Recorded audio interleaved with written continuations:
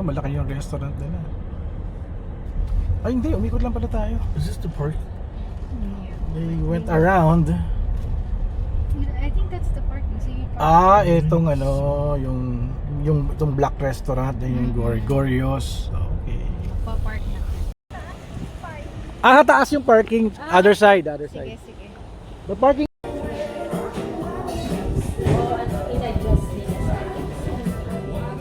Our lamb dish that we're going to be offering for the whole month. Yeah, for the whole month. Of February and March.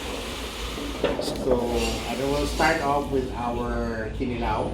I like to eat it with our sweet potato chips. So you can have it there together. And then you have to try our beef pares. So we'll have a little bit, we'll have a taste of that. And then we'll be having our Cavite style lamb caldereta. Yun. Which we are serving with polenta. Okay, appetizer muna tayo. For appetizer is kinilaw na tuna. Tuna to, di ba? O tanige. Ano to? So, ano to? Potato chips to, di ba? Hindi, kamote. Kamote chips. Malaki. Kamote chips. Here's a Gorgorios. Open restaurant. Walang aircon. Fresh air. Butas. Pero fresh air siya. Yung hangin pa. I have here a beef pares sa Gorgorios. Yun yung nilalaban ni Sir Rico niya. Gusto niya daw siya isama ng honor sa Japan. Kaya nagpapalakas siya. Kasi parang bilin ano ni Yata Media. So yun yung target niya. Yun yung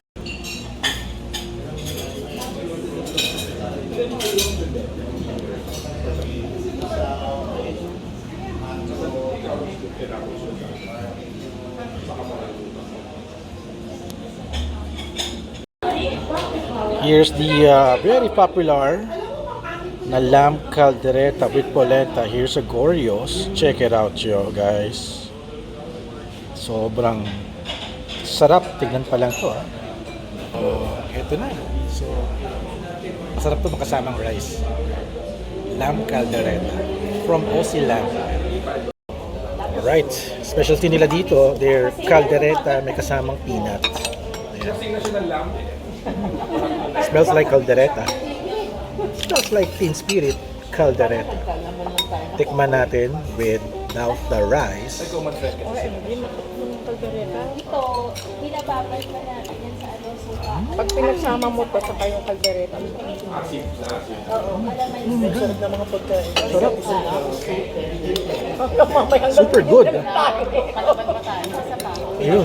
Lahat ng kakain ko din. Yun yung pang aftertaste ng lamb. Yung lasa ng lamb talaga. Mukhang ako hindi na magdi-dinner mama. Sarap. Hindi na rin ako. Diretso tulog na ako. Pag-uwi ko, Sarap. tapusin ko na yung 10,000 steps ko tapos. Kanin. Sana Ako 7,900. Ha? Ako 7,900. Kasi dami mo ng... Sarap talaga may kanin. Si Miss Ay. Enjoy na sa lamb. Ang aming lamb budol. Budolera ng lamb. Thank you, thank you. Sarap, grabe. Pag pinagsama, Sabi ko sa inyo yun. Pag Pilipino ka, caldereta talaga. Pwede ba 6 o'clock yan? parang we're so at home here, no? Lasa na pa si Chef Gord. Halo-halo sa Tagaytay. Halo-halo! Okay, frame ko lang. Pa-record na ako.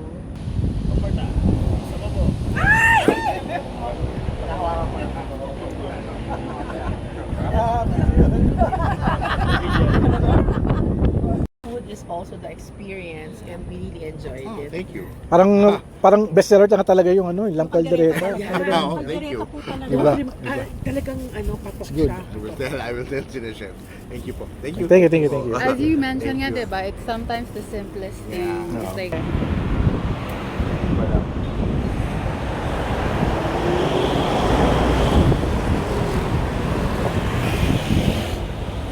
Last food stop, yun silang Cavite.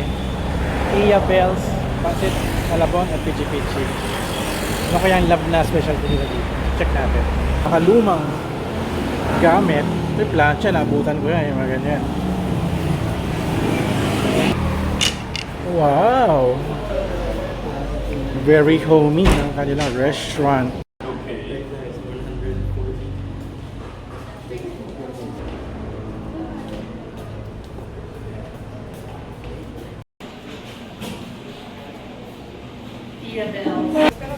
Na-spoiler gagad ako dito. Lamb kare-kare. Oh my God. Panalo. We represent Mamalu's Group. So, Tia Bells is one of our concepts showing Filipino, traditional Filipino dishes. Here's the star sa Tia Bells. Lamb kare-kare. Ayan. Ayun yung lamb sa gitna. And the price is 705 pesos. Okay. Alamang with coffee. For the kare-kare sa... Uy! Wow, amoy pa lang. Grabe to. Ding-ding na. Wow. Laki ng tilapia. Ay, Doronel. natin. Ito sa gusto ko yung kumain.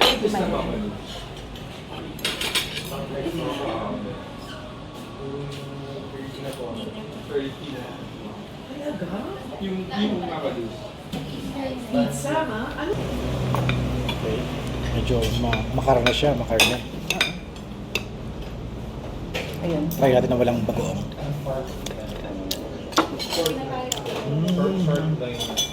Short loin. Short loin ng ano? Ng lamb. Shoulder. Ito yung miti part niya. Ayun. Pag hinimay naman.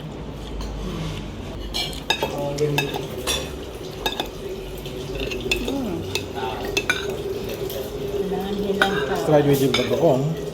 Masarap ang bagoong. Ang bagoong nila. Hindi malanggat ang bagoong. Hindi malanggat.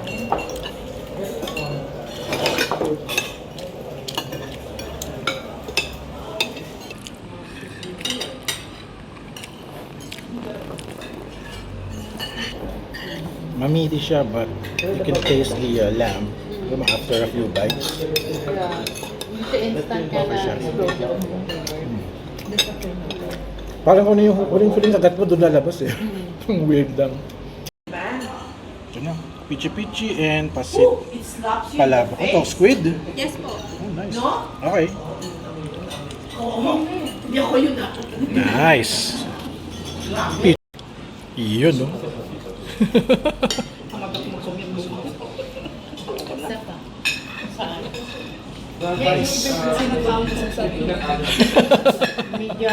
Para Pasit palabok. para tipid share kami sa room. Parang isang aircon na lang. Uy, mabilis. Ang sarap naman. Sarap ng palabok mo. Sarap naman. I like it. Pichi-pichi. Tita Bells. Hindi ko na lang siya i-picture.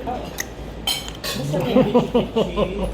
Bakit may word na underwhelm and overwhelm at walang whelm?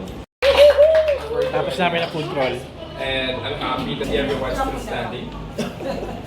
Yeah, so thank you, Chef Carl, for accommodating us. Thank you for being here. Thank you for the support. I hope everyone enjoyed, and I hope everyone could share your experience. And again, 1, 2, 3, one more. Thank you.